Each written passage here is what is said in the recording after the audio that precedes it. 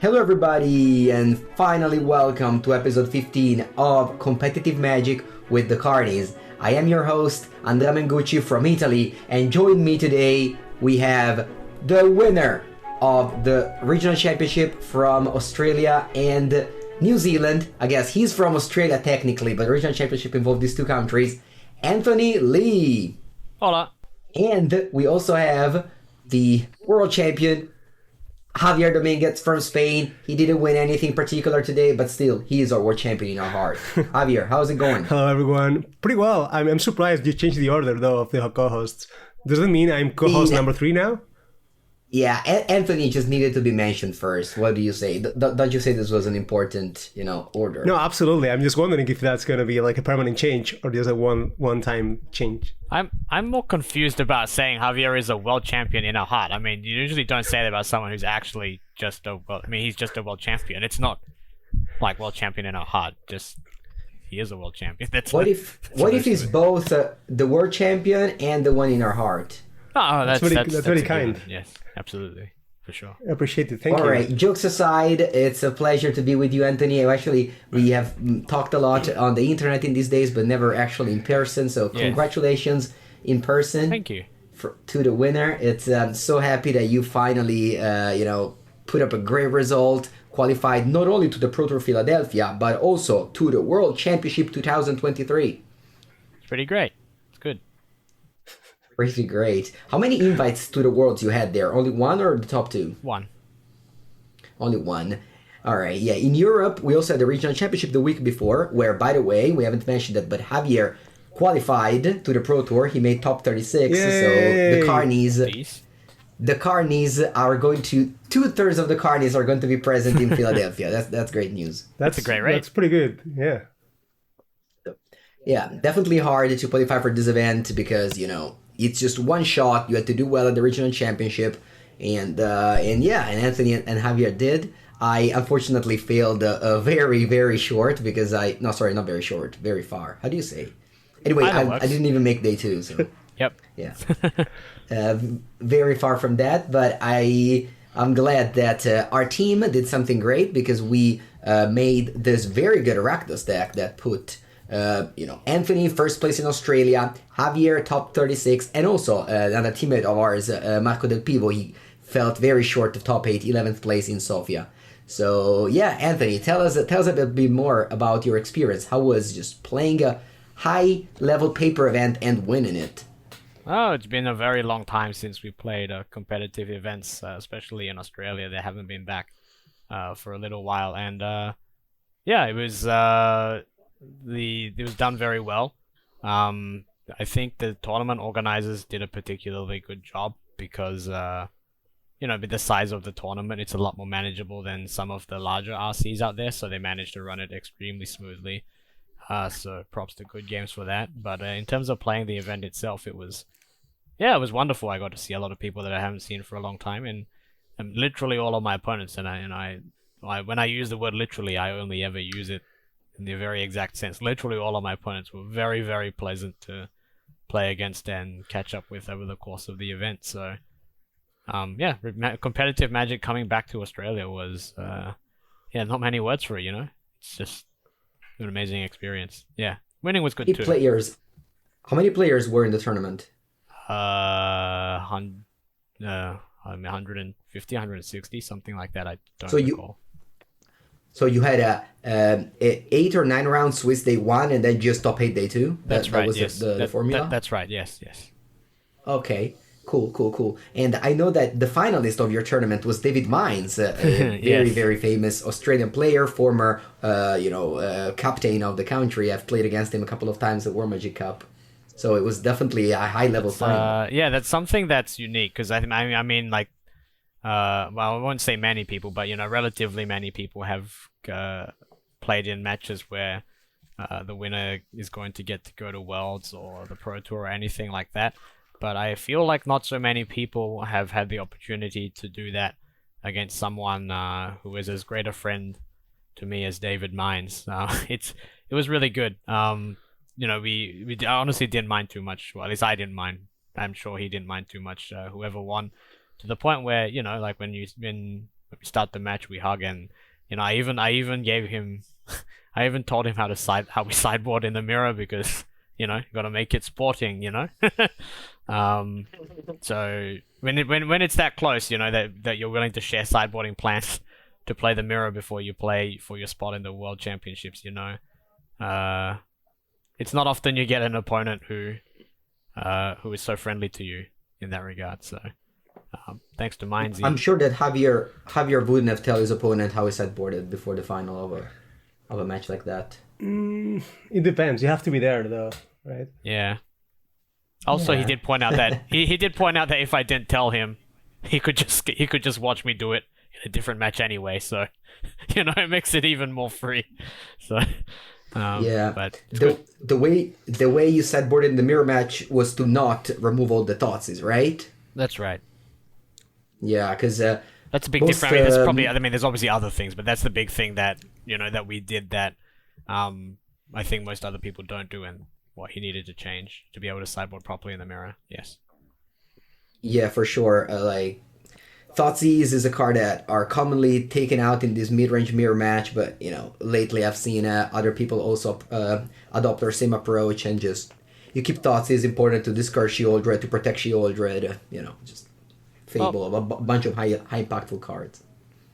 Yeah, maybe Javier has more to say about that in particular, I think. Yeah, I mean, there's a lot that could be said about this specific matter. Like, I think Thoughtseize is the kind of card you could just make a podcast like about it. Like, we could make a podcast only about talking about Thoughtseize. Is that what we're gonna do? Not today. I don't think Mengu will allow us, so not today. Maybe the day if people want. But so the way Thoughtseize behaves is different in every matchup, and you know, like what Mengu said, traditionally on these like modern black-green mid-range battles, those cards tend to be considered weak because they're like a weak top deck and such, and these games are often decided on top deck mode. And this is, however, still truth. Like, the card is very weak in top deck mode, and these games still often resolve like that. The difference, though, is now there are like enough snowball cards that are only like easily answerable with a Thoughtseize. Like, the Fable is the biggest offender here, but often like if you hold it, or even a 2-drop, sometimes snowballs enough in this kind of games that just cutting them, even though you lose 2 life, makes the card like worth it, in my opinion. Of course, depending on the deck list, and even more like, you know, if you're gonna go like in a tighter situation, like depending on how your opponent plays, you want like 4 Thoughtseize, 3, 2, or, you know, there's a world where you can also want a duress and just sideboard in duress. You know, like that's something I have done on the draw, for example, in some mirror matches. Like, it really depends on how you think the match will play out. But definitely being able to discard unique effects like Fable is a deal breaker to me, and that's why I think Thoughts is actually like a good card to have. Not only like you know, it's not that bad, so I don't sideboard them out, but like it's a good card I want to have in my deck. Like, I want to have access to that effect. I want to have access to be able to see what my opponent is up to. And yeah, I mean, that was a big thing, but as Anthony said, there's more into that. You know, like also you have to select the threats and such. So yeah, sideboarding is very important in mirror matches as well. Yeah, absolutely. To expand on what Javier said a little, the right number of that type of discard effect could be, you know, based on our deck, anything from 0 to 6. So it's not that likely that it's exactly 0, right? Like, literally any number. Sometimes you only want 1 Thoughtseize, which is something that feels, intuitively, that's very strange. But yeah, Thoughtseize is important because it fights some cards that you otherwise can't interact with advantageously. And I think it has there are some cascading effects once you decide that you shouldn't be cutting Thoughtseize entirely from your deck in mirrors. So, for example, I think Sky Sovereign has dropped off a little bit in popularity as we see more power word kills in black-red decks.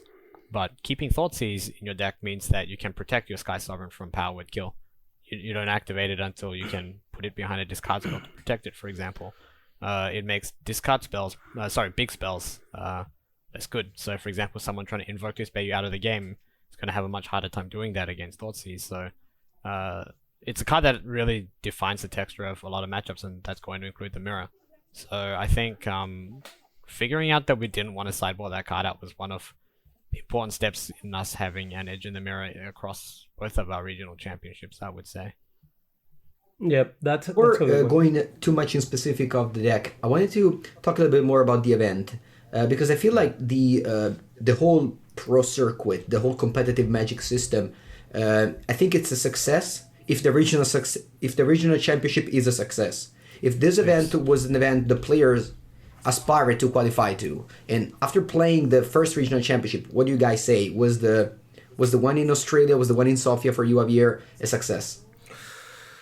For me, yes, an unqualified success. Like, I guess I should clarify the word unqualified. There's no ifs or buts. It was a success straight up. Yeah, absolutely. For me, the tournament. I mean, defining success is kind of like hard because we didn't have this kind of events before, and the only way I can compare it to like things in the past. I did find the tournament like exciting in terms of like we were playing for something good. And like it felt like sort of a mix. It felt a little bit like a day 2 of GP, like the old GPs, the GPs with pro points and the platinums around there because the best players in Europe, whatever, were there. So it felt to me like that it had that vibe, and I don't say it's a bad thing because it's actually a good thing. Like it felt like it was like one of these old GPs where we will try as hard as we could, but also with like walls invite on top. So I will say it was like a success in that regard. Of course, it didn't feel like the old PTs. I assume the Philadelphia one will actually feel like that, but it was good enough for me. Like at least it was like experience that I think a lot of players that played there and they don't do well, whatever, and I think they will be like, yeah, I want to play another one. So I mean, Besides, what do we you gotta think? warm up. Yeah. Yeah, I feel like the next Pro Tour, the one that you qualified for, is going to have the same, at least for me, the same feeling as a Pro Tour. I mean, like, it is, you right? have a lot of good players. There isn't that much, like, you don't have pro points on the line and team series and etc., but you have the requalification to the next Pro Tour, you are going to have money on the line, so I feel like it's going to feel that way. This regional championship, for me, felt like an event where a lot of faces you didn't see in these years gathered again. So like an important GP, but at the same time, as you mentioned, gives an invite to Worlds. In our case in Europe, 2 invites to Worlds. And I think that little things of making Worlds bigger, like making it a 128 people event instead of a small one, so that you can give more value to this regional championship, I think really adds a lot to the competitive system. Yeah, it does. It's like a big thing. Yeah, like it's a big thing. And I wanted to ask you something, you too, because I saw Brad Nelson tweeting about like how he thinks the new system actually has a lot of benefits. Because if you want to qualify for big things, you don't have to grind a lot of tournaments and the such. And when I read it, I didn't agree that as much. But I've been thinking about it, and like. I might actually think the same way as he does. What do you guys feel about this system compared to like a system who is like, I mean, it's probably better for people to play a lot, or like you could say it's more fair instead of spiking, but also the system doesn't involve you being somewhat forced to play events after event. You can skip an event, you skip the PT, whatever, and then you don't get punished because missing a PT will not be as frustrating as it will have been before because you will not be missing on points or anything. You will just be missing one tournament. How do you guys feel about this? Because I think this is a discussion, that's worth having. Absolutely. I think what you allude to Brad saying there is absolutely right. This is a much healthier system. For me, what I think the big theme of the rework of organized players is that it's just making organized play way more accessible, and I think that makes a lot of sense. So, well, to speak to present company, I think under this new system, there will probably be way fewer Javier Dominguez's who get to dominate, all of the big tournaments for years. But there will be so many more players who get a taste of what the Pro Tour is to enjoy success in a hobby that they love to play. I think they've just kind of spread the love a lot more, right? Like, and it's not like they've left you in the cold or anything. It's just that high-level competitive play is so much more accessible now. I think it's a great direction, and for people like you, I think it creates a much healthier lifestyle than the old one where you were kind of chained to it, I suppose. So, I think it's just better, really. Unironically, yes. Sorry, my voice is going a little bit. Good. Yeah. So I have always been a player that kind of like embraced the quote unquote toxicity of the old system. As in, I was going to every PTQ to qualify to the Pro Tour. I was going to every GP to get as many pro points.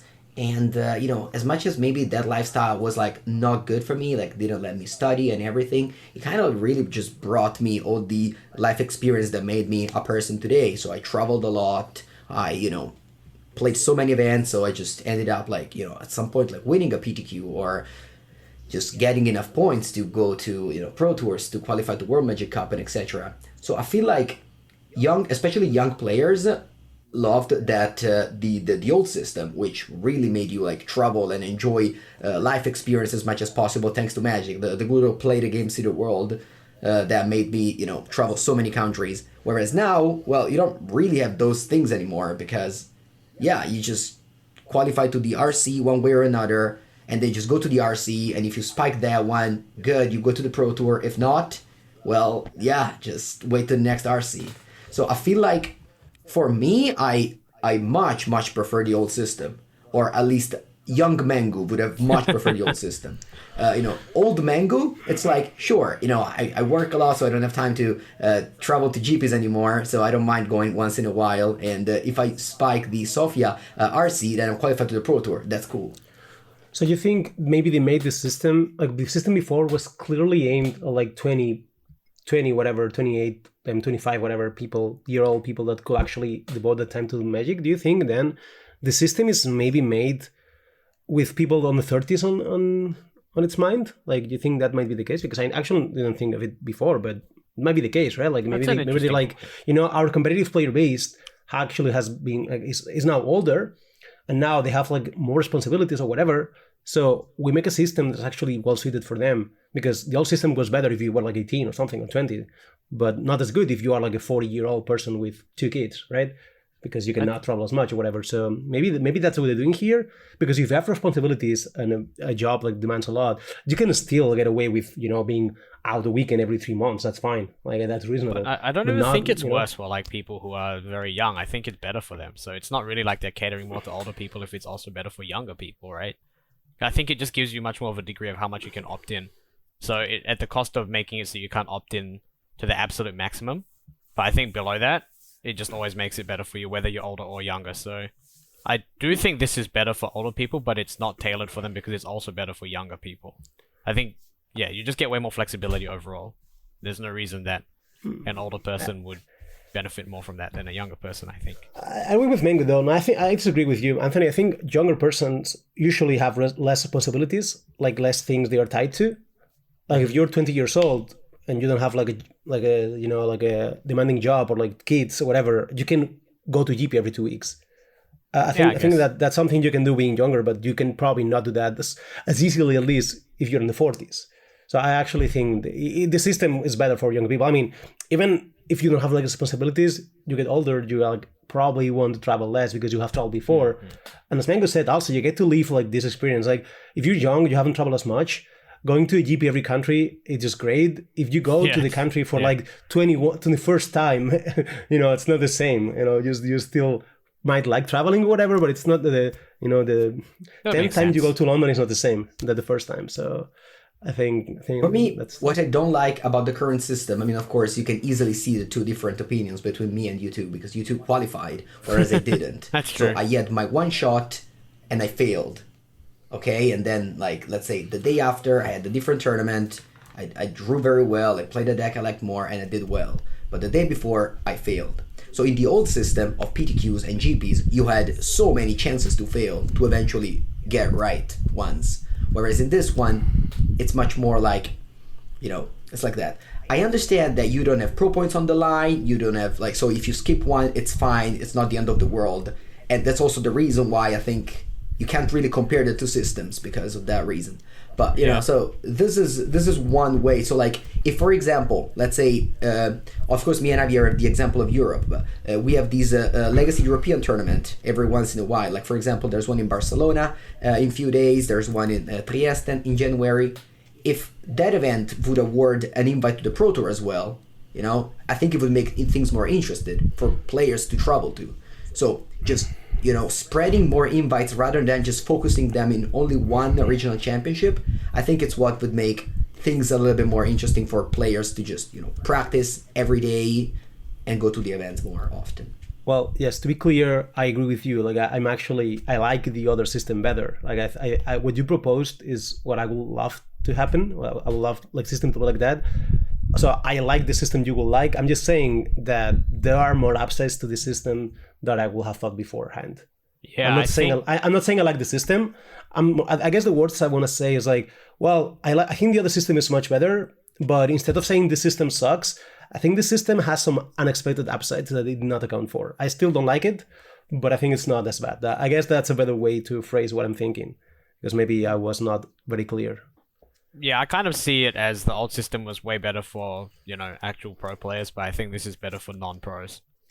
So obviously our perspectives are going to be a little different in that regard, since I'm closer to one than the other, and vice versa for you. So we'll naturally see that differently, I think. Okay, that was a good topic. I hope the listeners enjoyed us talking not only about specific metagame, but also just some broad Magic things. Let's now get into the details.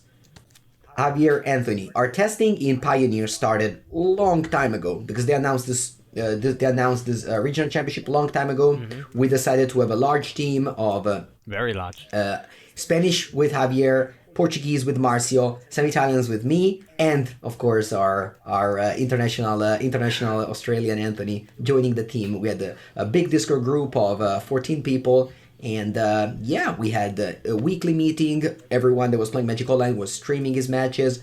It was fun. I had a lot of fun, even though the earlier stages of Pioneer testing weren't as fun. I definitely enjoyed the format in the weekend when I played it in Sofia. Yeah, I mean, we didn't like it as much before because we were also playing like bad decks, like we're playing all the luck decks all day and we're facing luck decks against each other. So it was like not a very thing. Also, now we call Anthony our international superstar.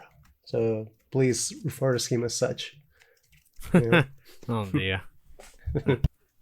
Yeah, I love it. International superstar for sure. Also, his nickname on Discord is Antonio.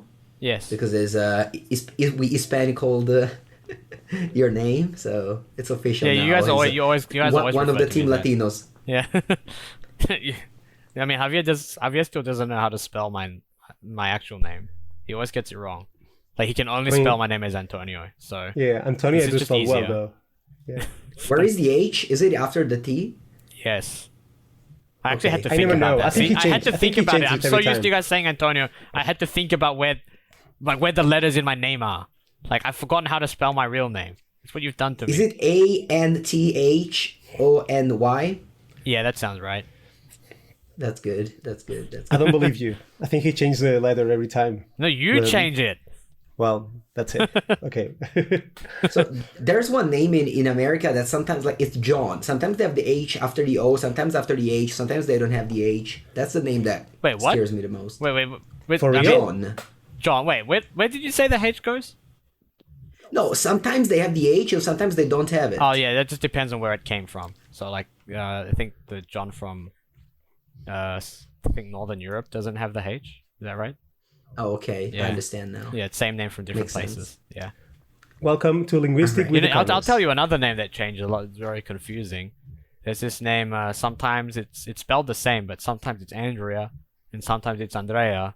And, I have no idea when I look which one it's, it's very complex. Names are hard. So they told me that in 1996 in Italy they made a law that you can't call a female Andrea anymore.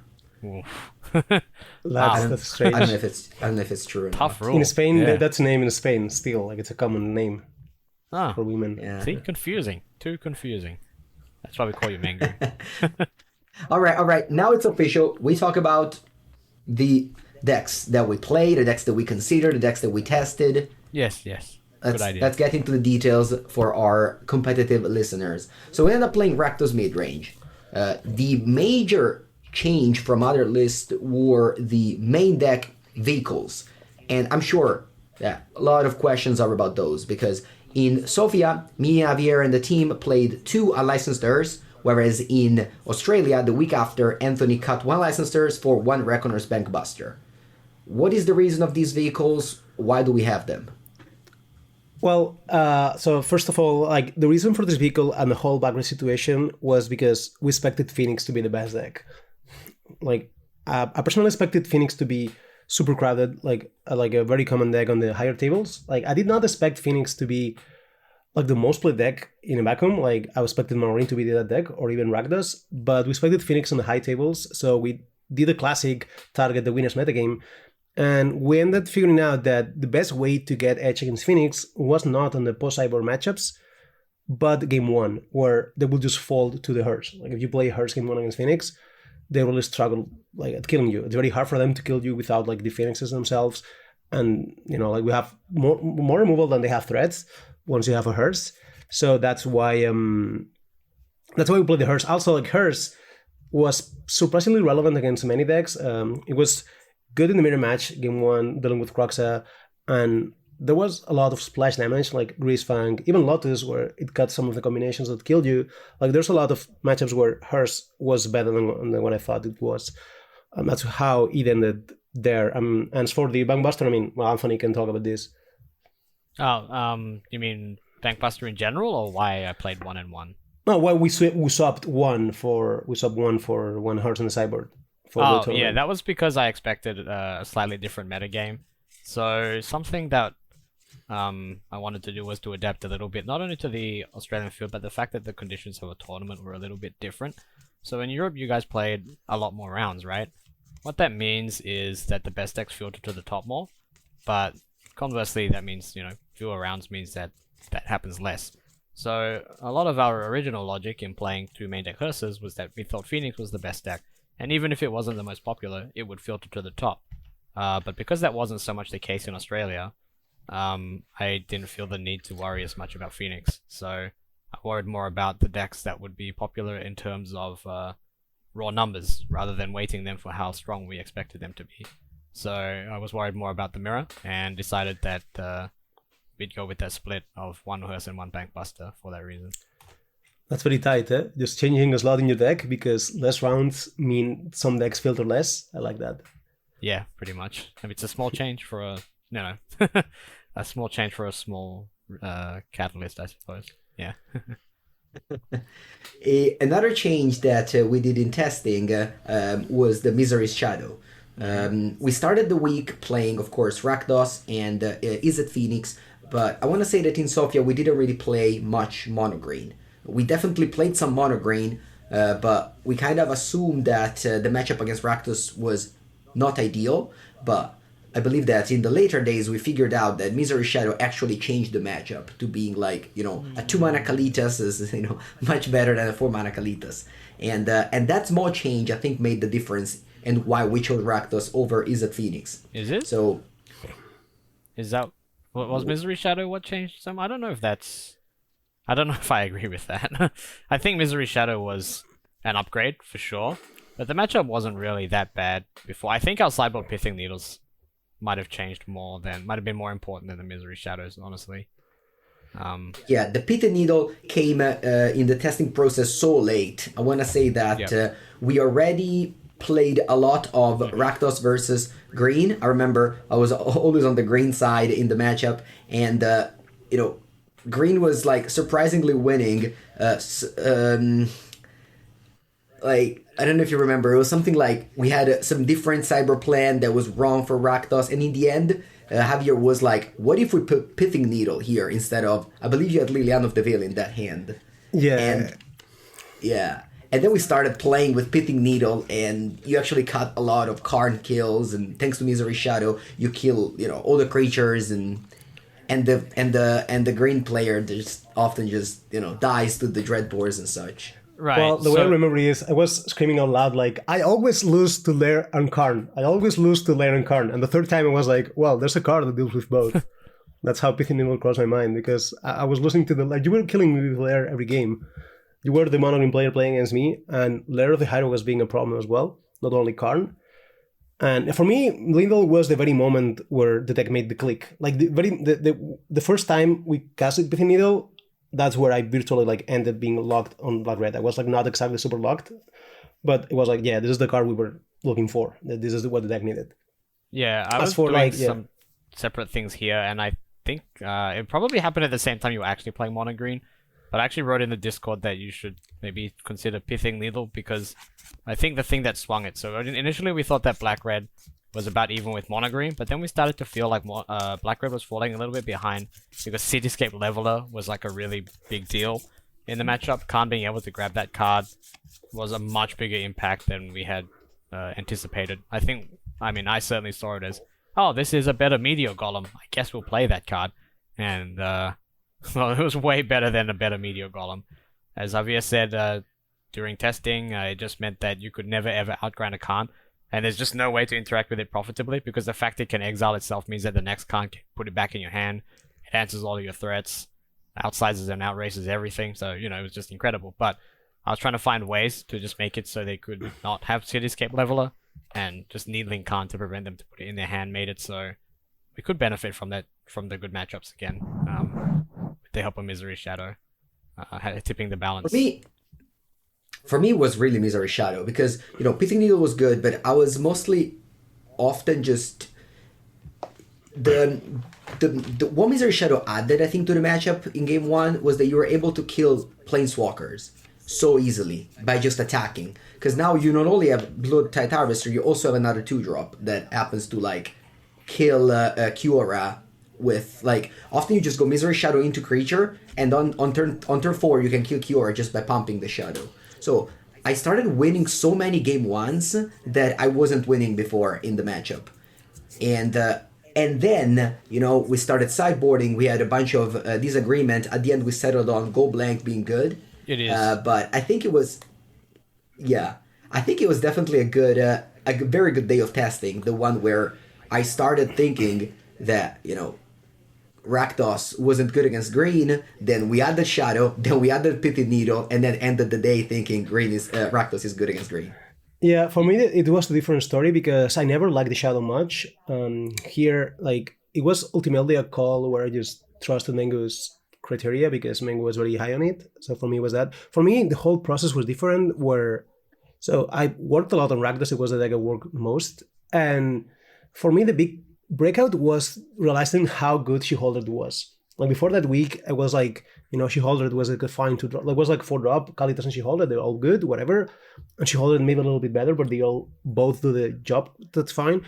And as the days happened, I was liking She Holdered more and more in all the matchups. She Holdered went for sideboarding out against most matchups. And at the end of the week, I was never sideboarding one out. I was just playing 3, because I wanted She Holdered in every matchup. And deck became pretty much mid-range based on She Holdered, even against Reno or whatever. And that, man, there was no spot for as much Kalitas. So that, combined with the fact that Mengu was concluding that Shadow made Mono Green much better as a matchup, that was how I personally thought we're just playing Shadows. When I was in the tournament, I actually had played very little with the Shadow itself. I played some games with it, and it was good or whatever, but I didn't have enough sample to be impressed. I just concluded Kalita should not be in the deck, and Mengu was high in it, so we just went with his call. That's how I lived the process there, and it was good for me. Of course, against Mono Green, it was a great pickup. To look back. Also, I think. Go on. Oh, sorry, I just wanted to say one thing.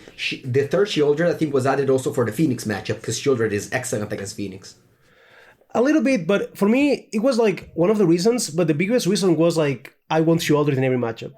We were trying other cyber cards, so we were having less cyber cards against decks like Winnie or Mono Green or whatever, and I was forced to leave Shieldred on those matchups after, playing before, removing them, and I was this card's good regardless. So, of course, being great against Phoenix was good, but playing Hearth's main deck, we didn't need the third Shieldred as much. It was good to have, but at the end of the day, I think Hearth's is better than Shieldred against Phoenix, because game 1 they can axe the Shieldred and it's pretty bad, but they cannot deal with the Hearth's. It was good of course, but for me it was about just the card being good all around. You play the Mirror, it's good. You play against Spirit, it's good. Lotus, all the decks, Shieldred was good. It was a good Siege Rhino. Yeah, so to loop back to some of those things, well, with Misery Shadow, again for me it was also slightly different. Although for me it was, I did also think of it similarly to Javier, where I just thought that Kalidas was not a good card because it's an expensive spell that is polarized relatively. But you do want that effect against mono green, and it felt like playing Misery Shadow meant that I would be able to cut that card completely and still have that very powerful effect against mono green.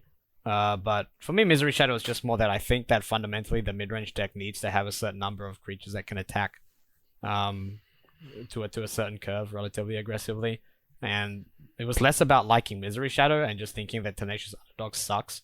So, I was like, well, Misery Shadow will sometimes be awesome, and that's better than a card that's always kind of 3 out of a 10 or whatever. So, that was pretty straightforward to include. I don't really think the card is very good overall, but it does the job much better than the other available options, and it's all you need. With the Go Blanks, that was actually something that really took me by surprise because I was sure that Go Blank was not fundamentally good in the matchup. And in the end, I just decided, look, I think Javier understands the post-board games better than I do, so I'm just going to play them. And both times in the RC itself, I lost most of my Darryls, but against mono green it hurts even more. But I won both of my matches specifically because of Go Blank each time.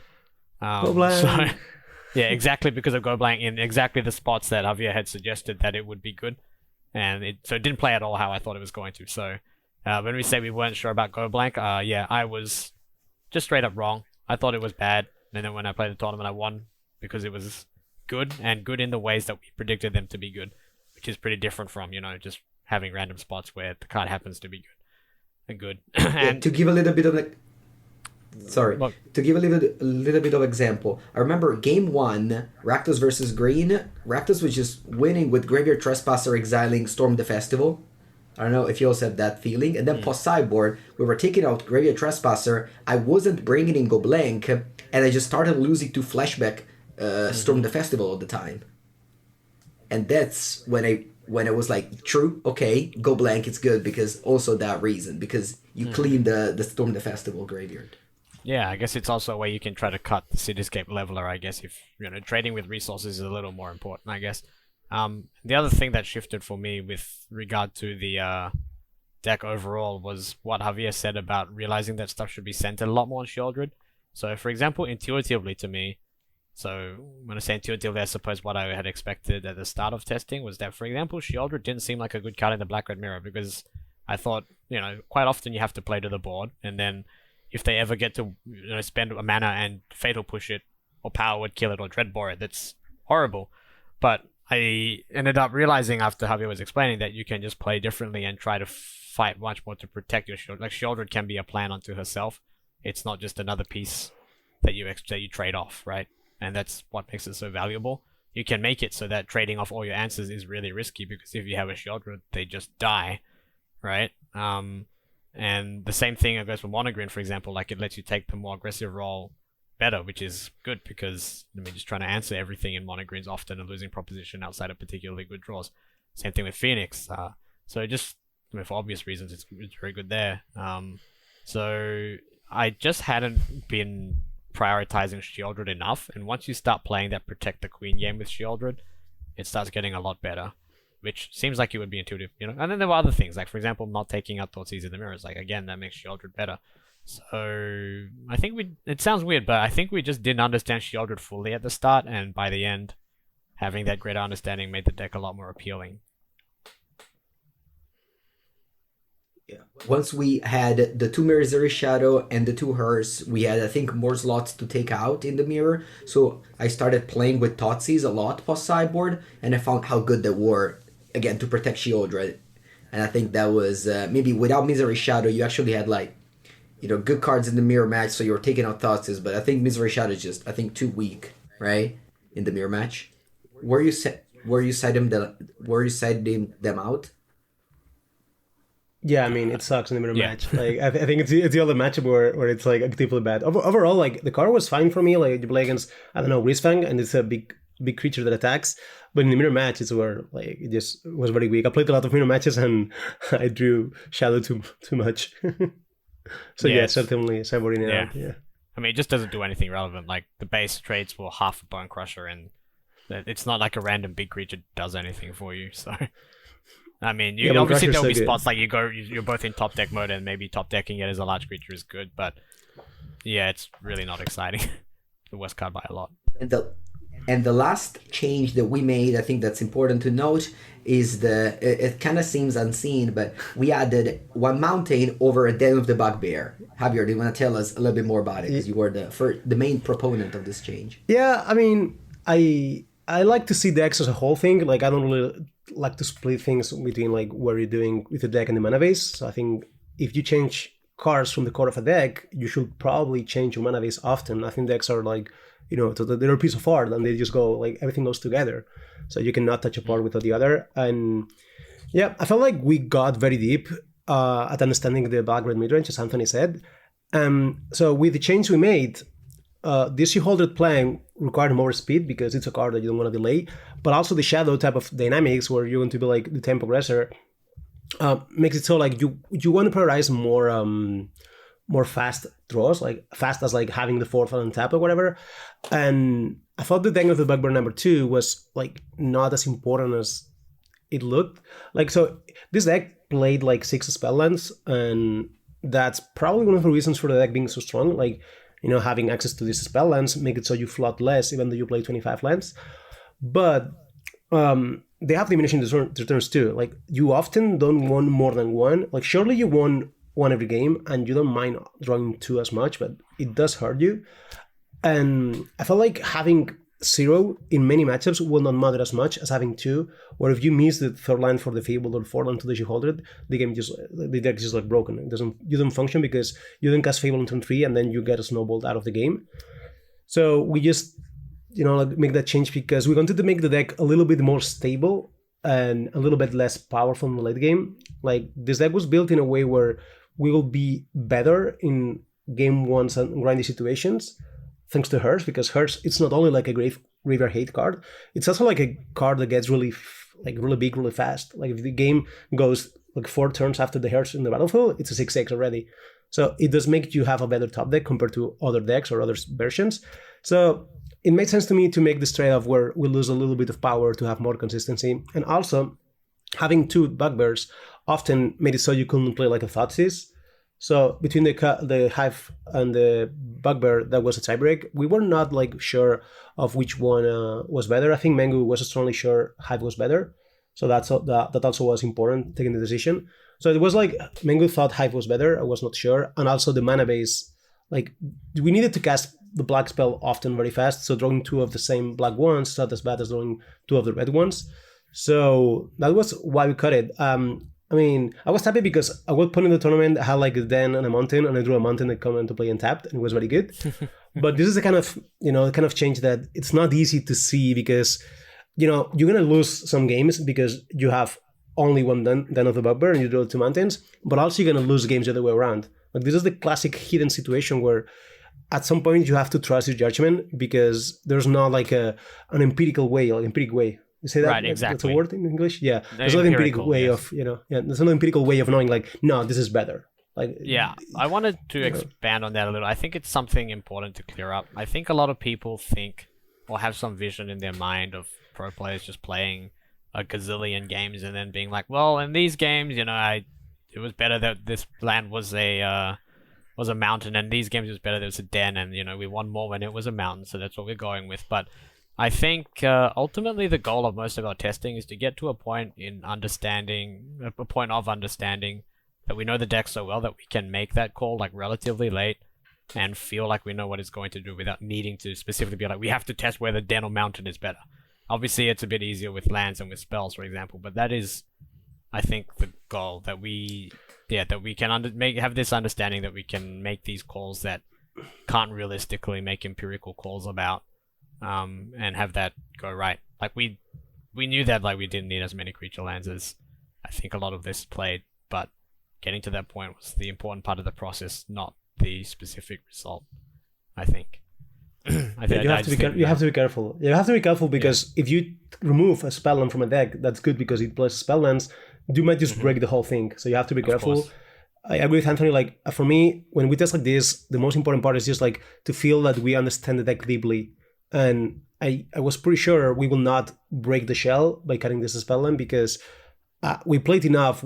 We understood the deck enough in some matchups to realize that if we change some cards, like we put the shadows, then we will have less need for the spell lands. I mean, it's kind of obvious to think about it, but like it's not obvious. In the moment, it's hard to immediately grasp all of the interdependencies and make a decision based on that. It's hard to grasp everything at once when you have to make the actual decision.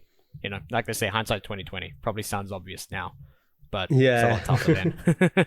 It's also easy to overlook, things like this, to overlook like, well, maybe you lower the curve, so you want more castles, or you want like, less duns and more hives because you put more black cards. Like these kind of things are very often easy to overlook. But I think these details actually can matter. Like if one of each 5 tournaments you win one more game because you have the mountain over there, well, that's already a big success. You let up making that fall. Yeah, I think it's also very important the pairings. Like if you get paired against like 3 blue-white control, then you want more creature lands. For example, my tournament I got paired against 3 Gruul deck, 2 Atarka Red and 1 Vehicles, and I fondly remember having games where I had like multiple Haunted Ridge that came into play tapped on turn 1 or 2, or the Castle Locked when they came into play tapped on turn 4, and didn't particularly draw any Dented Bugbear, but top lands definitely matter in the right or wrong matchup, and it's just a matter of how often you expect the scenario to happen, I think. Yeah, speaking of this, we were very close, like very, very close to cut the Takenuma. I was actually advocating to cut it because the joke was like, I never use it. Like, Takenuma was for me, we'll pay 1 mana, sacrifice a blood token, draw a card. But at the end, I got convinced, like, some players actually wanted it. And it did make sense, at least, if we cut the Den of the Bugbear for a mountain, which is, as Mengu said, depending on the matchups, right? Like, if you play against blue-white control, well, that's obviously worse. Because even if a mountain's good, it's probably going to be worse than an actual Den of the Bugbear. So it makes sense that we made this change. So we made the mana base a little bit, like, less grindy friendly. It will make sense to keep the Takenuma then, because when Den is better than Mountain in terms of like matchups, Takenuma is likely going to be better than Swamp. But I think in most matchups, though, I think our Swamp will have been better. So we kind of kept Takenuma as like a action of balance. Like we're making this a little bit weaker. So this is a small concession we're going to make towards the slow matchups. But that's another thing that could be revisited in the future. Like this deck could play no Takenuma because Castle being tapped is like very bad, and it's very rare to use Takenuma in this deck. So I'm just saying, like, if we will have played with 2 Den of the Bugbears, there's a big chance we'll have just simply cut Takenuma for some. Like, these are small things. I think. I mean, sometimes it looks like it's not worth putting the energy, but for me, I think it is, and I also love doing it. Yeah, but that's another detail that. Well, yeah, it's for me, it's super fun. I'm pretty passionate about it, but it's fun to look for. Try to find the truth beneath the decks. But yeah, so I want to say like Takenuma was almost out of the deck, which is something. I would say I want to say that we almost abandoned Takenuma. That's all. Okay, we can continue. Because it's called Abandoned Mire. That's right. I have to explain Anthony jokes just in case. All right. All right. Speaking of spending energies in decks that we ended up not playing, let's briefly mention. I mean, we're getting deep in the podcast, but I think we can easily focus on Pioneer in this episode, and I hope we have a lot to the say. viewers will enjoy recorded we haven't recorded in the last 2 weeks, and we played a lot of Pioneer in the past month. We certainly did. Speaking of decks. Yeah. Speaking of decks that we tested a lot but didn't end up choosing, Anthony, what happened to Mardu Greasefang, and why did you end up not playing it? Because I remember you were, very high on it for the whole testing. Well, for the most part, I just thought that. I mean, I've always seen Mardu Greasefang as a variant of Black Red, so I didn't actually think. Every time I thought that like Mardu Greasefang was good, it was more me saying that I thought that Black Red was good, and that I thought that particular version of Black Red was good. But in the end, I think it had some problems. Mainly that I think regular Black Red improved more because of Sheoldred. There's less need to like kind of jam this extra proactive angle of the Greasefang combo into the Black Red deck at a significant cost when Brothers War kind of added the card. So Dominaria United and Brothers War added cards I don't think that I think replicate what I wanted from Maru. So a big part of Maru was that, you get that, but you also get Seasoned Hallowblade. But once you have Misery Shadow, you have a pretty good 2-drop that, matches up with Hallowblade, and then when we have Shieldred, we don't need to cheese people out with Parhelion as much to be able to win proactive games, and they're more flexible. I ended up just deciding that Black Red was better because of the new additions, making it so you didn't need as much firepower to add, as well as the fact that there are other things that were always true, I suppose. For example, the Maru mana base is always kind of so-so. So once the spells in Black Red get better, then there's not as much reason to risk having that poor mana base. Stuff like that. I think, it's there wasn't too much to it other than me simply deciding that Black Red was in fact the best Black Red, which, to be fair, may always have been the case, and I always thought it might have been the case. I just happened to like Maru Greasefang a lot before. But, now the gap is too big. So, no more Maru. All right. Sorry. And another deck that we tested a lot and ended up not choosing was Enigmatic Incarnation. And particularly me and Pivo worked a lot on this deck. Javier at some point was interested in the deck, but ended up dropping it because the matchup against blue-white control and mono-white were really bad. So it's too big of a gamble to play a deck in an important tournament that has like heavily bad matchup. But it's a deck that I worked a lot on, and I am kind of proud about it. Even if the testing at the end of the day wasn't. What? You did good work. No, the work you did on Incarnation, it was well placed, I think. Yeah. Pivo especially, he really tested the deck a lot. In the end, he dropped it on a Wednesday. He picked up a new deck. His story is kind of crazy. I think it's so worth mentioning here because he's a very good friend of mine. He came to the testing house in Sofia as the only person not qualified for the regional championship, and he ended up finishing the highest in the regional championship, as he qualified on Friday in the last chance with a 7-2 record, and then he went very close to top 8, finishing 11th after 15 rounds. So great job from him. I'm very proud of him. I love those stories. This is like actual zero to hero stuff. Like, it's awesome, right? You're going from unqualified to losing a win and in for the top 8, and he worked so hard for it. It's great. I think these stories are excellent. Go on, but it's even better because Mengu said like he had been playing literally for the whole month. He played like mostly Incarnation, and we did like this tournament in the house where one of the things we wanted to see is how good the Incarnation was while facing the actual like strong opposition, because on the leagues it was kind of good, but playing against Mars is not the same as playing in the leagues, right? So we played the deck there. We also had Bernard Torres working on the deck, and they both kind of got crushed, even though they didn't even play against control decks. And I think what people did there, that's very good. That's admirable. Like he got super familiar and was an expert of a deck. And 2 days before the tournament, well, he was like, "Look, okay, I mean, I've seen this. This is not good, even though I thought it was great. And it's the deck I know the most. I'm just gonna jump into the team deck." And that's something that's that's a very good, that's a very strong move. Yeah, I mean? I think it's very easy for anybody, and especially Magic players who have begun to invest a part of their identity into the idea that they know something or that they're very good at doing something. It's very easy to get trapped into the sunk cost fallacy, and Pivo did not hesitate. He made the right move, and he was rewarded greatly for it. I think it's a good lesson. I remember being impressed by the call. It was like he talked to me, and he was like, "Yeah, I mean, this tournament was like, thanks for doing this because it was very enlightening for me, and I'm dropping the deck and I'm just playing what you guys play. I'm playing Black Red or whatever."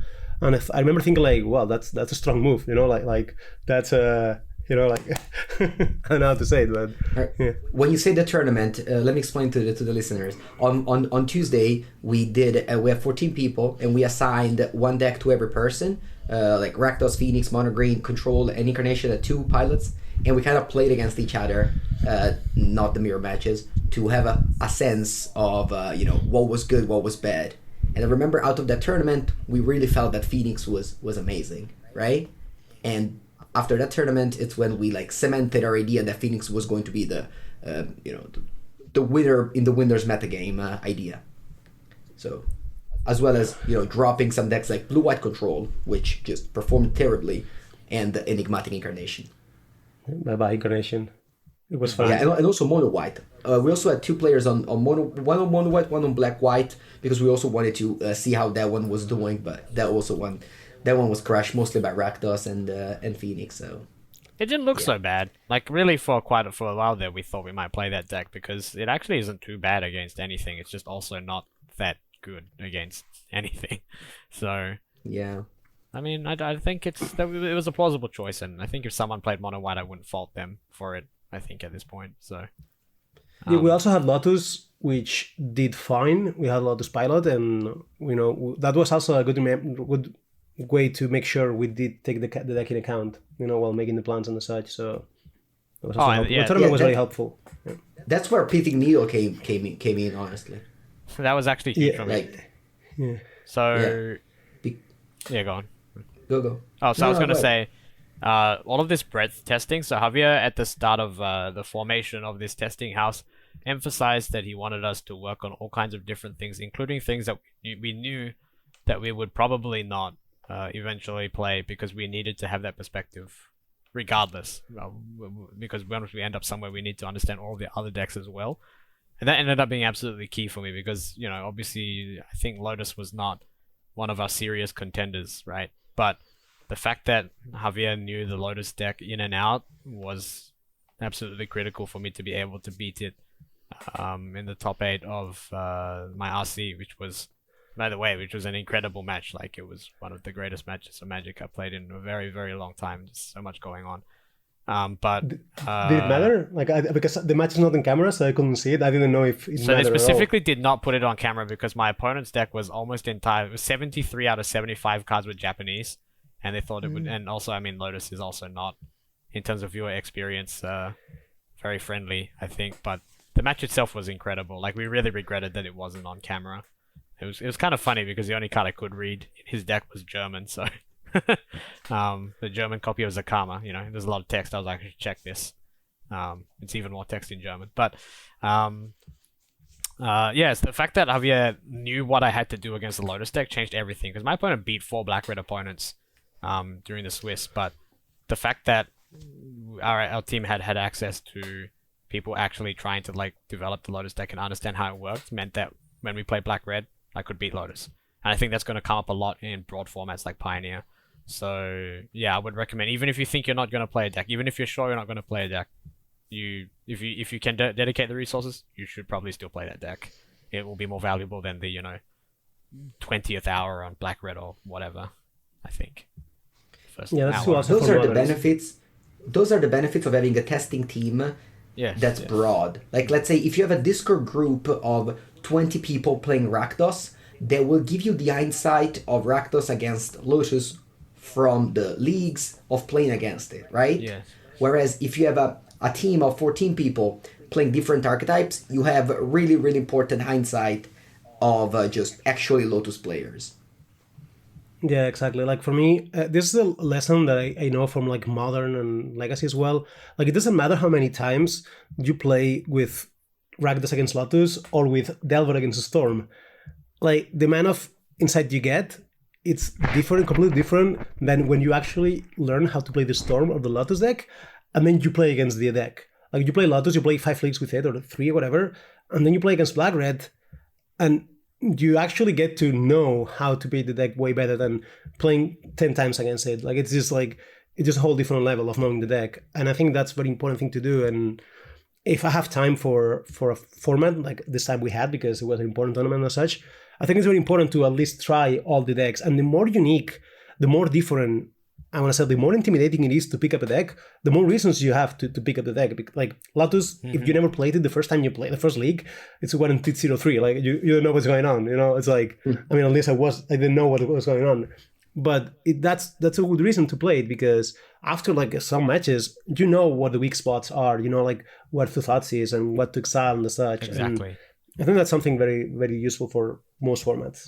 I also feel like it makes me feel like it's going to make it easier to make those tough calls like Pivo made, because I feel like my time is not wasted no matter what. So a lot of the people feel like I don't want to spend a bunch of time playing some deck I'm not going to play, but if you realize that's going to help me play the deck that I do play more effectively against that deck, then I feel like all the time is used productively. So I think it makes testing feel more fulfilling as well. If you absolutely, if we had played in the tournament against Incarnation, well, we will know how to play against it because like half of the team played Incarnation at some point, so we all knew how to play against that deck. We had a plan and we knew how to approach it, and that's only because we had like somewhat experts on that deck, right? And that's true for all formats as well. Like, like we had Upumpa playing blue-white control, and we played a lot against him. Like, if we had played blue-white, we'll also have his plans. Like, there's so much going on with a player having an expertise of one deck, and I think it's very useful for a team. Like, I don't think it ever goes to waste. Yeah, you often mention the one with Shatterstorm. I don't know if you've never mentioned it on the podcast, but I think it's another good example. Yeah, I'm going to mention story time. Like, there was PT London, PT World of the Spark, where it was modern, and Mengu was pretty much locked on like, I think we talked about this. I don't know about, like, he was locked on the this artifact deck, whatever. I just put Shatterstorm and they just drew it like. Yeah, and you played against it. By the way, also Pivo said that he played against 2 blue-white control, and all his testing against Upumpa mattered, and he beat the blue-white control decks. So yeah. Exactly. It's good. I mean, that's honestly how competitive Magic should be. The player that tests the most should be rewarded. I like that. I mean, that's how it usually works, to be fair. So. Yeah. By the way, if any of the listeners is interested in Enigmatic Incarnation and wanna see my list, give the deck a try, I made a video on YouTube. The list is on MTG Melee, as I did well in the Sunday tournament of in Sofia. I love the deck. I worked a lot on the deck, so I really like my list. Other Incarnation decks did well in the weekend, top 8 at various regional championships, and the funny thing is that every list is so different from each other. It's really weird, but if you guys, the Pro Tour that you have in Philadelphia is Pioneer, right? Yeah, I think it is. And Draft. Yeah, finally. And Pioneer draft. And Draft. Yes. The draft is Dominaria. It's Dominaria Remastered, right? Yeah, Draft is back. Sorry, just for some of our listeners who may only have started playing competitive Magic in the last 2 years, what's Draft? Anthony, are you good at drafting? I don't know what it is.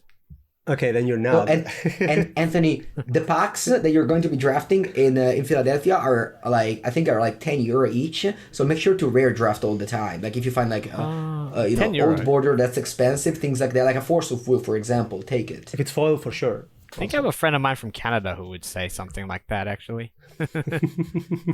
Yeah. Yeah. No, it's cool. I'm actually looking forward to see the Dominaria Remastered draft because I love the Master Set draft. It's so fun. We have to learn how to draft again, though, Anthony. That's gonna be because we used to draft a lot before for the tournaments for PTs and such, and we focus more on constructed. But now we have to go back. Yeah, we have to go back to that. But this is more a little bit like Cube. Like it's gonna be easier. Usually these sets are more powerful. It's more synergistic, so it's gonna be a little bit easier than like a normal draft, I think.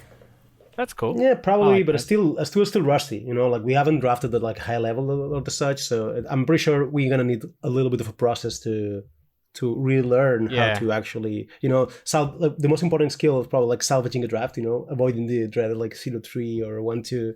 So we'll see. We will try to figure it out, but the best way to salvage a draft is to rare pick, so at least you can sell the card that you Mango Finance.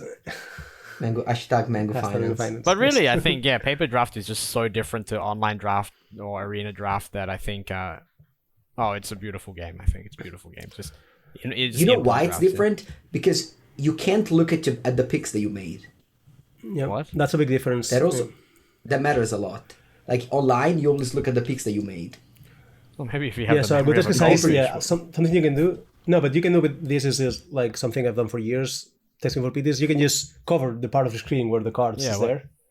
So you actually don't see what you don't see what you have picked. So you try to get like memory muscle on the draft. So you get used to know. Yeah, that's something that has worked for me, and I think that's a good thing to do because once you know the format already, of course, not like in the first 10 drafts, but like once you've done like 50 drafts and you're like expert and you're just testing for the tournament, like it's a very good thing to do because you get used to like you get used to know what you have picked, and also as a consequence, you also usually, at least myself, I get more aware of what I'm passing. I'm not anymore like, the 9 card has that, like the 9 pick is gonna have this card. Like I know it because I was paying more attention to memorizing what was going on. It's in your conscious, like, immediate memory. Like yeah, exactly. It's easier. I don't know, man. Yeah. You're talking to a massive sweat lot and a try hard. That's how we do things. It's good though. Yeah, I mean, if you never drafted that much. Yeah. Oh, it'll be good. It'll be good. I'm kind of looking forward to it again. Actually, it's intimidating but also exciting. I guess that's kind of competitive Magic in general. Huh? Exactly. That's... All right. Yeah. So I think we've talked at length about Pioneer. What if we cover a little bit of the other formats just to say that, they exist, we acknowledge them, and etc. Alrighty, Alchemy with Andrea. Let's go. What's that? Alchemy with Andrea. That's what we're calling this, right? The best format. No. We're talking about paper Magic. You specifically mentioned in the Worlds that competitive Magic is going to be paper focused in the next month and year. Yeah. So, Arena, I'm sorry, but okay. Competitive Magic with the card is paper formats. All right. The first one is going to be super brief. It's just Modern. Lots of the listeners play Modern, likes us to talk about Modern, but Modern really hasn't, there's not that much to talk about as the other formats that we just focused on. There was a showcase, which is like the big important tournament. Oh, by the way, we're going to talk about the standard showcase later. And I believe the one thing to mention is how present is Rakdos Cam, a deck that, it was just top 10 Modern decks, and now I feel like, could easily be the best deck in the format with turn 1 Greaves, turn 1 Fury, all over the format. So yeah, don't take this deck don't underrate this deck. This deck is great. It does very well in important events. It's definitely something to put at the same level as, the best decks in the format, like Murktide and Hammer and things like that. Yeah, I mean, the Rakdos Cam, I never thought it was like that good, but it seems to be like all over the place. So yeah, I mean, it's a deck to keep an eye on. We said here before, Fable of the Mirror Breaker is like a staple now in that deck. Certainly not something like Liliana. Fable still, keeps getting better in the different formats. I wonder when it will stop. Surely no one by now underrates Black Red. Like, by now, surely everybody accepts it as a staple of Modern, right? Like, I don't know if you need to tell people to not underrate it. I mean, if you underrate it, I don't know. It seems to be in the race for the best deck right now. It's not like a playable deck anymore. It's been like that for ages, right? Like it's... Yeah. The difference is that before it was just a deck to acknowledge, and now it's a deck that it's actually, tier 1 deck. Oh, tier 1. All right, I didn't know we were dealing with... Tier A. Yeah. Sorry, tier A. Thank you. Yeah, thank you, Mengu. You're welcome. I just made the tier list yesterday. Which spot is Rakdos tiers. How many decks are over Rakdos? Rakdos Cam was fourth best deck in the format. Still good. You're underrating it then, maybe. Yeah. Maybe. Could easily be. All right, let's now get into Standard, because we have over here in our podcast top 4 Standard Showcase Challenge competitor. Talai, look at that. Oh. Wow. Losing 2-1 to Oscar Franco. Yeah, that nickname sounds familiar to me. Yeah, is he also Spanish? I think he is, yeah. He's a Magical Line regular, often seen winning Pioneer tournaments with Blue White Control, I think, if I remember correctly. Yeah. But this time he was not playing Blue White Control, unfortunately. He was playing Grixis and, destroyed me soundly. But yeah, the showcase. It was a good weekend thanks to that. It was actually a great weekend, to be fair, because I made it stop it and Anthony won the whole thing. I'm sure it was better for Anthony, but it was a great weekend. Also waking up to that news was great. And yeah, the standard showcase. Well, something that I did not expect from Sofia was that I got my appetite for Magic knowledge. Fire, yeah. That's what they love to say. Yeah, it's fire. I got a big chunk of my fire back. My fire had been dying for a little bit, and this just fired me a lot. So I decided to take these mocks. I always try to win these mocks or whatever, but I decided to test more for this. You really tried. And actually test a lot for this standard showcase. It was not I'm gonna net deck a deck from standard 1 hour before and just gonna play it. because no, that's not how it went. I also think like standard nowadays, it's not as much played as other formats like Pioneer or like definitely. Modern, Yeah. which means you get a lot of return for from your outsource testing. Like you test 10 hours in a standard now, you get a lot of Makes sense. I think it was always a bit like that, but now it's even more so because of the exactly even competition more. being less, yeah. Exactly, Yeah. even more than before. So, but if you play Legacy and you play 10 more hours of Delver, it's not like you're gonna remember the wheel or anything because it's Delver and you know how to play it. So I actually did that. Like I think it was a little bit on Thursday, and I devoted the whole Friday to test the standard. Like I just played the whole day. I just played I just lathered in Arena, and like now I'm qualified for the next Arena PTQ whatever. Thanks to the standard testing. Yeah, like I just played the whole day in the ladder.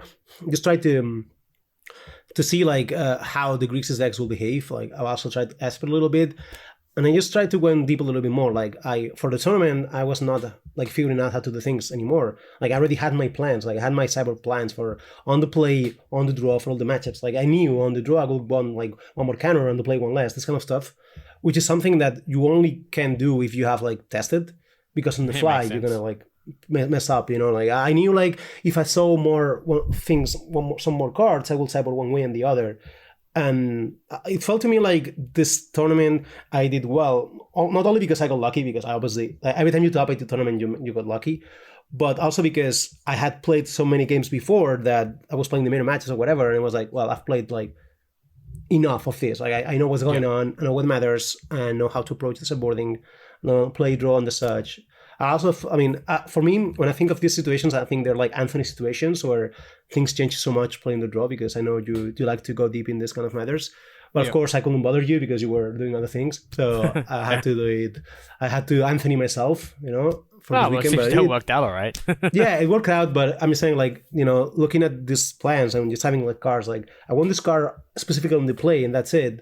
I spent some energy doing it, and I'm glad it paid off. So yeah, it was good. Oh, it's awesome. Go standard. And also gameplay was decent. Like I think Mengu said this about all standard before, but like, decks played a lot of lands and a lot of mana sinks, which means like most games actually matter. Like there weren't that many like non-games. I think I had like 2 non-games. Like one of the semifinals one was a non-game where I just died in 2 lands, and I had one opponent die like that in the whole tournament. But every other game in the tournament, well, we played so many lands and so many things that we always had the decisions, and like it was like back and forth and the such. Like I lost I lost a match against Mock in mid tournament, and the matches were like great. Like one of the matches where you lose and you're like, well, this match was awesome. Like absolutely. Or like you start wondering matches like that. You just go in the tank. You're like, what about turn 7? What about turn 13? Like exactly, because there were many decisions you lose because you have one less card. Maybe you do want too many lands, but also maybe like you just misplayed a little bit. And I enjoyed the experience. I know it's not for everyone because it's a lot of mid-range piles and the such.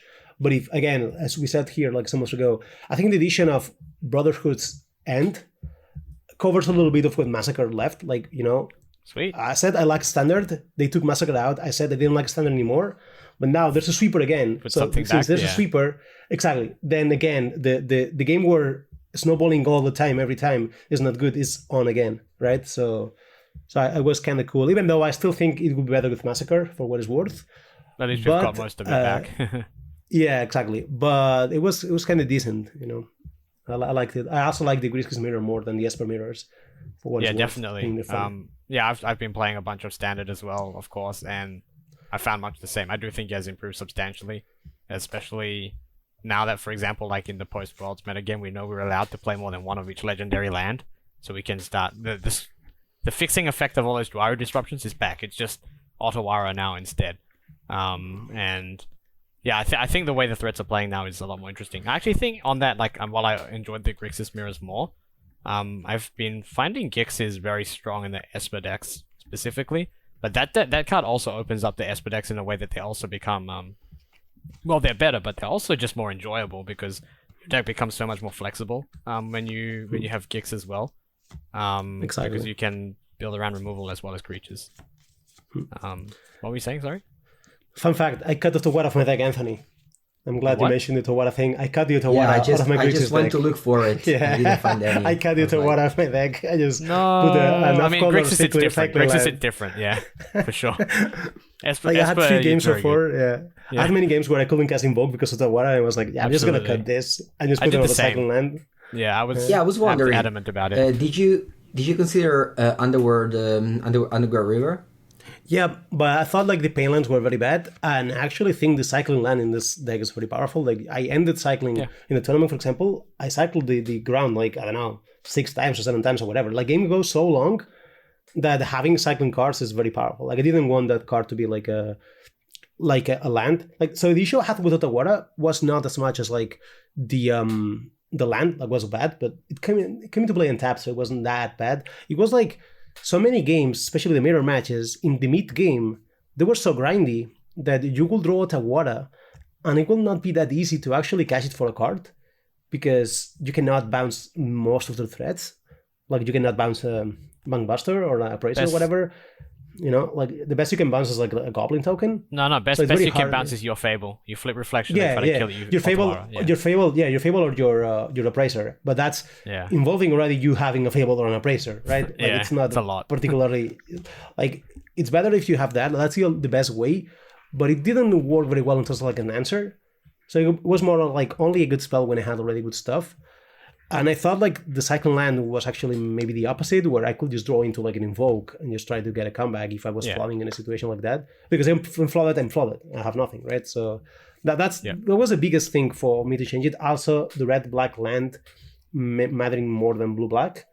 Mengu, because the Otawara gives blue, which is a color you need less. But double red for Brotherhood Sent was actually a little bit of a problem sometimes. Tough with Invoke. Yeah, so having one more red is... I mean, it's not a card you often want to cast on 3, but it helps to have more red. So, I mean, I was happy with honestly, with the second land. I wouldn't mind even playing one more. Like, you know. This is something that I love so much about Standard as well, because Otawara has all these problems in Grixis, and then it's really one of the best cards in Esper, where the games are different. So Otawara is a completely different card. Like in Esper, you play way more tempo-oriented games, way more aggressive games, where trading a land for it's much more effective as an answer because you're actually going to attack and kill them in the meantime. Trading mana that way is very valuable in Esper. So I really enjoy how the same card plays so differently and performs so differently in different decks that could both plausibly just play that card as part of a stock list. So that's nice. Yep. Yeah. Right. Is it time to switch to the non-people format? This time. That? What's that? Sorry, I meant to say Legacy. It's not people format because it's a pretty inaccessible format, as opposed to Pauper, which was the people format. But Okay. I don't know if that was a good joke. I was genuinely confused. Oh yeah. Okay. I got it, and I liked it, Mengu. I stand All with right, you good. here. Thank you, Javier. 50-50. It's fine. The people format, this is not, because as a reserve list makes you not be able to buy expensive cards such as City of Traitors. I swear you do this just to Javier. troll me. I actually do not own City of Traitors. Do you own City of Traitors? I do not. I kind of had the feeling you didn't. Yeah, because I haven't played like decks. That's why. What about Season Dungeoneer or White Plume Adventurer online? Do you own them? I do, because I was tricked into playing the deck, but I mean, the hot topic of Legacy this week is the initiative decks. Well, I did not win much with this deck. I started with a fresh 0-3 in a league. But I just read on Twitter they're broken and they should be banned in every format. I mean, I don't know. If every time Twitter says anything is broken, we ban something, I mean, we'll have no game. So maybe that's we'll have the no goal. cards. No cards will be legal, But I don't know how good it is yet. So the first touch was not great for me.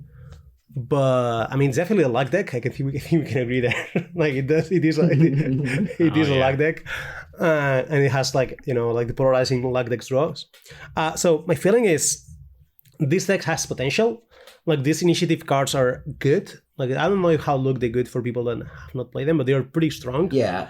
Let's explain a little bit of what's going on here. Okay. So, Season Dungeoneer and White Plume Adventurer are 2 commander cards that were released this summer. So they've been legal for months, but they just came out on Magic Online, and as it is, Magic Online dictates formats and metagames, and they just, did so well in 2 weeks with Frodo BG.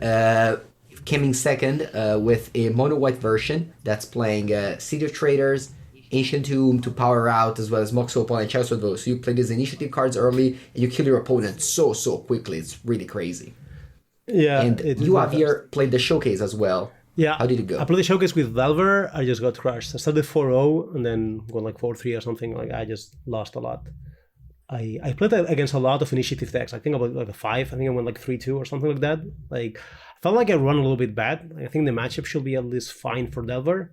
Like probably a little bit ahead. But this deck is definitely very powerful against like the slow pile decks. You know, this like NCD type of control decks. I think this deck should be very good against those, even though the finals of the Mox was 4-color control against Stumpy and control 1. But I think Stumpy should be ahead in this matchup. Yeah, the deck feels like it's kind of, I don't know. I think you didn't like it too much. Well, let us know because I'm still not sure of what I think. Okay, so let's quickly talk about the winner. Osman Diaz, he's a very good Magic Online legacy player, and he has took the NZD 80 card for Minsk and Bu Yorin deck, and he put it to 60 card. He's been like top 18 challenges for a while, and finally did like this very good record. Yeah, I believe that the 80 card was never really correct, right? What do you think, Javier? So I think that was my impression. Like I thought the impression was that he was winning with the deck because he was playing very well and the deck was very well built, but I never felt like the 80 card was like giving enough. Like the fact that it made you have like less iterations, less Uros, and less cards like that are not very easy to replace just made a difference. Force of Will. Force of Will also, yeah. I mean, Force of Will I don't like as much, but yeah. I mean, now you need it. Yeah, exactly. Now you need it. Force of Will, Brainstorm, Expedition, like those cards, having less of those cards will never like, like, it was too heavy for me. So I think I like this version. I like this. This looks like a very well-tuned version. Like if you're going to play a tournament and you want to play Control, you will likely be very good just copying this deck list. Like there's nothing I see this deck list. There's nothing I feel like I would like to change. Like it's like the one of Wasteland seems very smart, so you can hedge against the Caracas with Mix and Boo, but you don't want to waste them too much.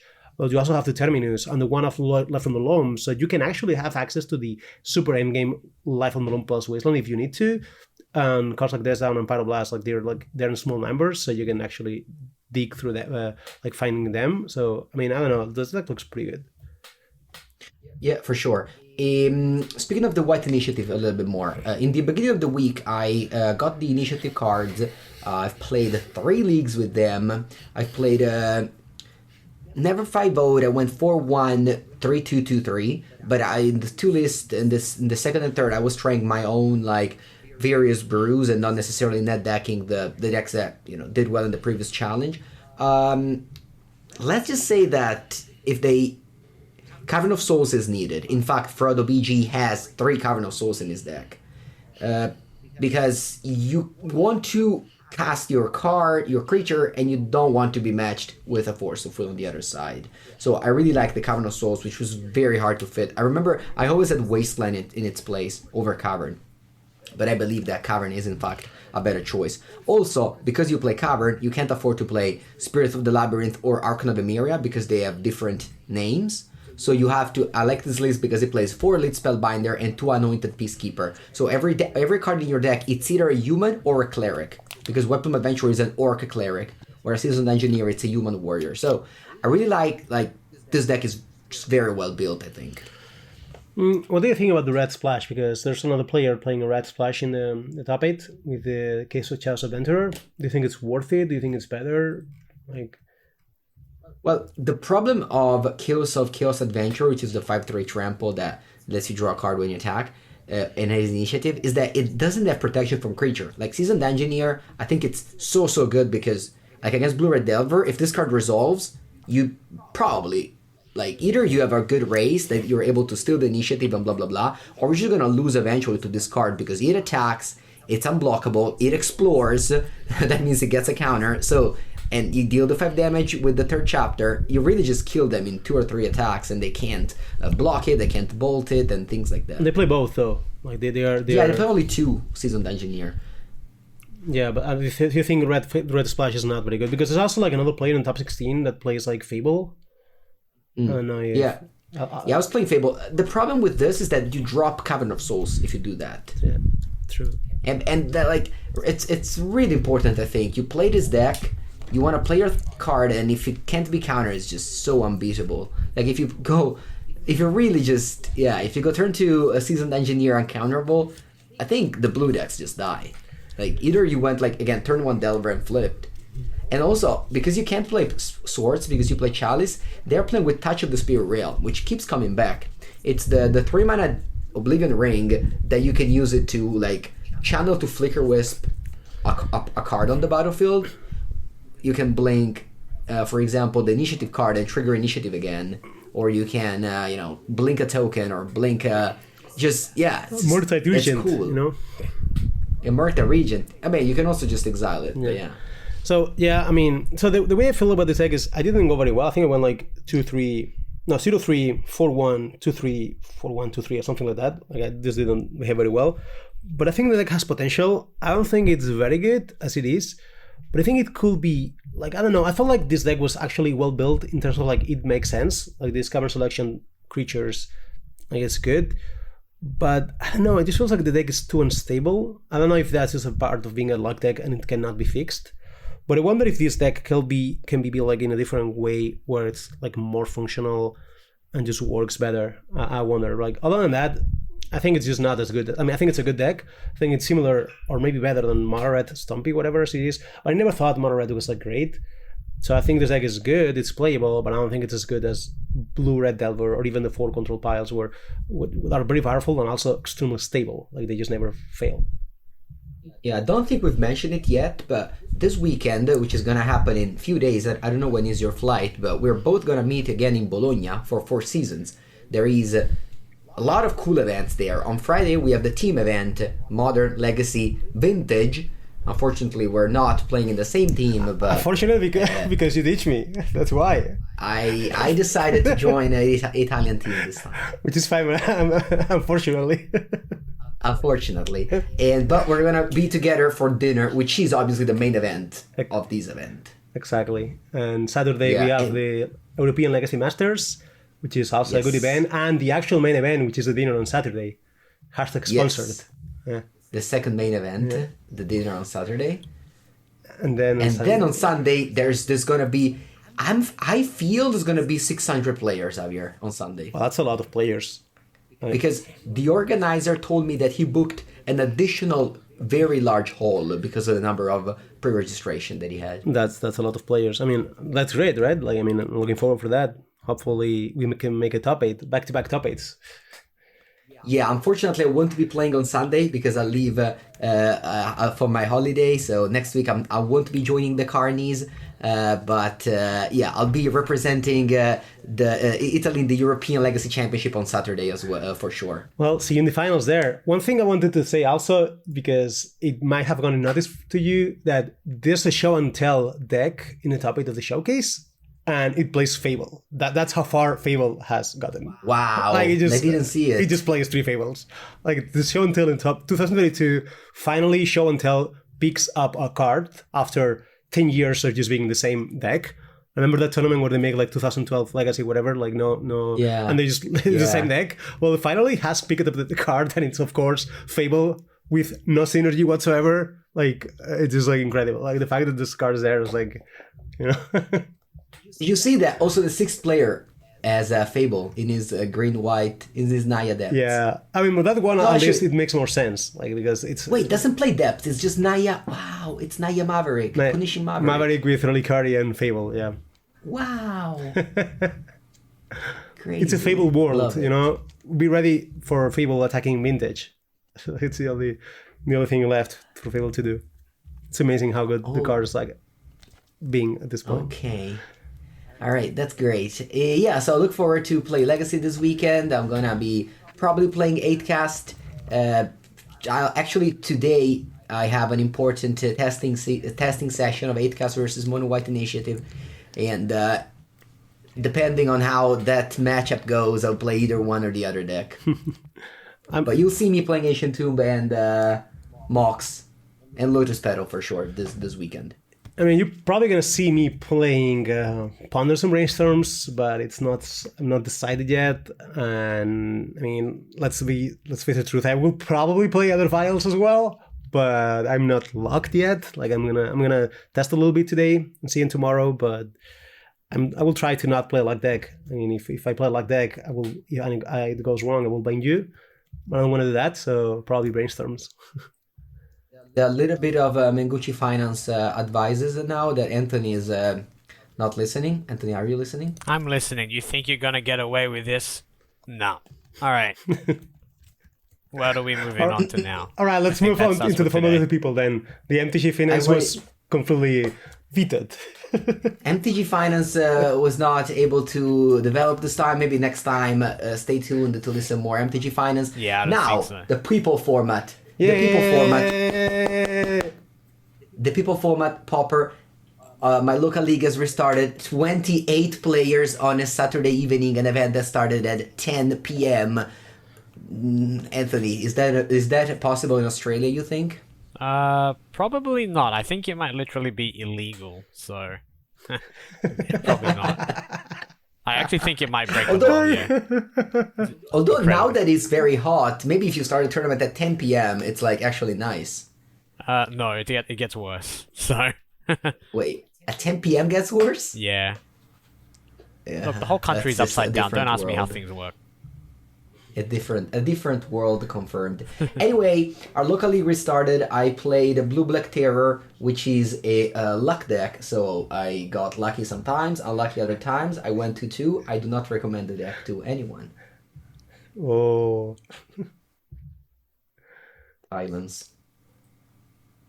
But yeah, no, honestly, just aside, I'm not a big fan of the deck. You just, mill your creatures, draw land. You don't have any creatures left.